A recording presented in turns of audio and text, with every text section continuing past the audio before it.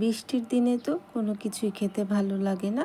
আর বৃষ্টির দিনে যদি আপনি এভাবে খুদের ভাত রান্না করেন তাহলে তো খেতে খুবই ভালো লাগবে। আর এভাবে যদি খুদের ভাত রান্না করেন কোনো রকম ভর্তা মাংস ছাড়াই, এই খুদের ভাতটা খেতে ভালো লাগে। আসসালামু আলাইকুম, কেমন আছেন সবাই?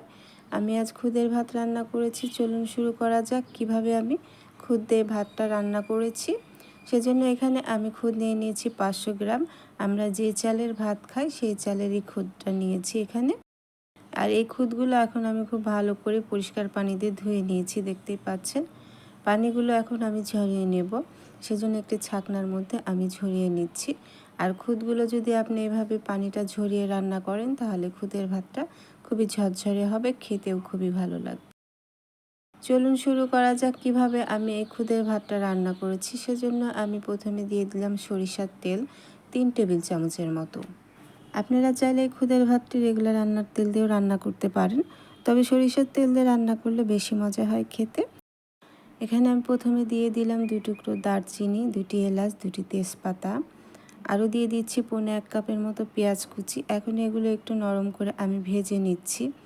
আর এভাবে যদি আপনারা ভেজে রান্না করেন খুদের ভাতটা তাহলে খেতে খুবই ভালো লাগে। এভাবে খুদের ভাত রান্না করলে তো আপনি এমনি এমনি খেয়ে নেবেন। এখন আমি দিয়ে দিচ্ছি কাঁচামরিচ। আমি আজকে ঝাল ঝাল খুদের ভাত রান্না করছি। প্রথমেই বলেছি যে এই খুদের ভাতটা কোনো ভর্তা ছাড়াই খাওয়া যাবে। আমি এখানে 10-12টির মতো কাঁচামরিচ চিড়ে দিয়েছি। এখন পেঁয়াজটা নরম হয়ে এসেছে। এখন আমি যে আগে থেকে খুদগুলো ঝরিয়ে রেখেছিলাম পানি, এখন আমি ভেজে নিচ্ছি, দেখতেই পাচ্ছেন। তবে খুব বেশি ভেজে নেওয়া যাবে না, তবে এরকম করে একটু ভেজে নিলে এই খুদের ভাতটি খেতে খুবই ভালো লাগে আর একটু ঝরঝরেও হয় আর সুন্দর একটা ঘ্রাণ আসে। এভাবে মশলা দিয়ে খুদের ভাত রান্না করে খেলে বেশি ভালো লাগে। খুদের ভাত অনেকভাবেই রান্না করা যায়। অনেকে খুদের ভাত এমনিও রান্না করে কোনো মশলা ছাড়া, আবার অনেকে হাত দিয়ে মাখিয়েও রান্না করে। আজ আমি ভেজে রান্না করছি, এভাবে আপনারা একবার ট্রাই করে দেখতে পারেন, অন্যরকম একটা টেস্ট পাবেন। খুদগুলো আমার ভাজা হয়ে গেছে, দেখতেই পাচ্ছেন ঝরঝরে হয়ে আসছে। এখন আমি দিয়ে দিলাম স্বাদ মতো লবণ। লবণ দিয়ে আরও 2-1 মিনিটের মতো ভেজে নিচ্ছি। আর চুলার জালটা মিডিয়াম করা আছে। যেহেতু এগুলো খুদ, সেজন্য দেখতেই পারবেন যে নিচে লেগে আসছে, বেশি ভাজা যাবে না। খুদগুলো আমার ভাজা হয়ে গেছে। এখন আমি এখানে পানি দিয়ে দেব, আর অবশ্যই গরম পানিটা দিতে হবে। আমি যেই কাপে মেপে চাল নিয়েছি আমি সেই কাপ দিয়েই পানি মেপে দেব। আমি 2 কাপ খুদ নিয়েছি, এখানে আমি দিয়ে দেব 4 কাপ পানি। এভাবে মেপে দিলে ভাতগুলো একবারে ঝরঝরে হবে, নরম হয়ে যাবে না। আমি পানি দিয়ে দিচ্ছি, অবশ্যই পানিটা গরম করে ফুটিয়ে তারপরে দিতে হবে, যেহেতু খুদ তাড়াতাড়ি সেদ্ধ হয়ে যায়। আর এখানে যদি আপনি গরম পানি দেন তাহলে খুব তাড়াতাড়ি খুদগুলো সেদ্ধ হয়ে যাবে আর খেতেও খুবই ভালো লাগবে, খুদের ভাতটা ঝরঝরে হবে। এখানে আপনারা চাইলে হলুদ দিতে পারবেন, অনেকে হলুদ দেয়, তবে আমি খুদের ভাতটা আজ হলুদ ছাড়াই রান্না করছি। যেহেতু আমি সরিষার তেল দিয়েছি সেজন্য কালারটা এরকম এসেছে, তবে ভাতটা সাদাই হয়ে যাবে। এখন আমি ঢেকে মিডিয়াম আঁচে বলক তুলে নিচ্ছি। মিডিয়াম আঁচে আমি বলক তুলে নিয়েছি, দেখতেই পাচ্ছেন বলক চলে এসেছে। এখন আমি চুলার জালটা একবারে লো করে দেব। খুদগুলো কিন্তু আমার 50% সেদ্ধ হয়ে গেছে।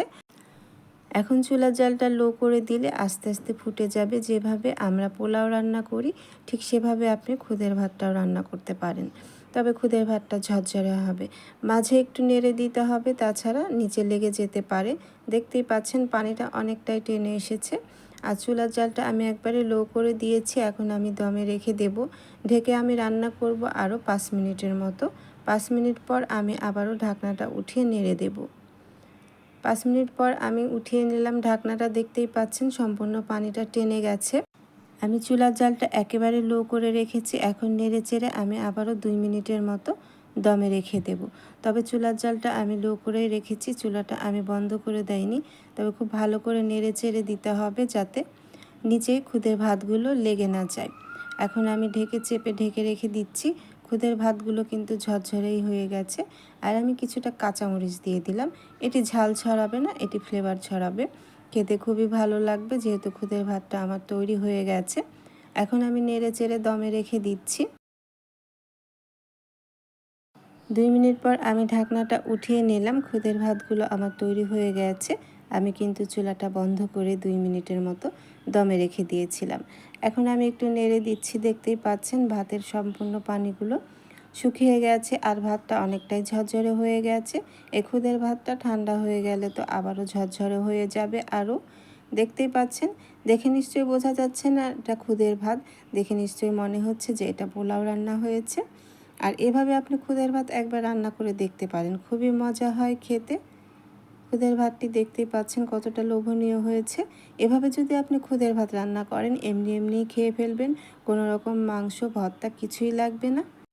খুদের ভাতগুলো একবারে খুব ভালো করে ফুটে গেছে, দেখতেই পাচ্ছেন খুদগুলো সিদ্ধ হয়ে গেছে। যখনই খুদের ভাত খেতে মন চাইবে রেস্টুরেন্টে যেয়ে আর খেতে হবে না, বাসায় আপনি ঝটপট খুব অল্প সময় এই খুদের ভাতটি রান্না করে খেতে পারেন। আর খেতে তো খুবই মজা হয়, অসাধারণ লাগে এই খুদের ভাতটা খেতে। আশা করছি আজকে আমার এই খুদের ভাতের রেসিপিটি আপনাদের ভালো লেগেছে। রেসিপিটি ভালো লাগলে অবশ্যই আমার চ্যানেলটি সাবস্ক্রাইব করে দেবেন, পাশে থাকা বেল বাটনটি অন করে দেবেন, যাতে করে আমি নতুন কোনো ভিডিও আপলোড করলে সবার আগে নোটিফিকেশন আপনার কাছে পৌঁছে যাবে। আর যারা ফেসবুক পেজ থেকে আমার এই খুদের ভাতের রেসিপিটি দেখছেন তারা অবশ্যই আমার ফেসবুক পেজটি লাইক কমেন্ট শেয়ার করে দেবেন। আজ বিদায় নিচ্ছি, চলে আসবো আবার অন্য কোনো নতুন ও সহজ রেসিপি নিয়ে। আল্লাহ আপনাদের ভালো রাখুন, সুস্থ রাখুন, ভালো থাকবেন সবাই। আল্লাহ হাফিজ।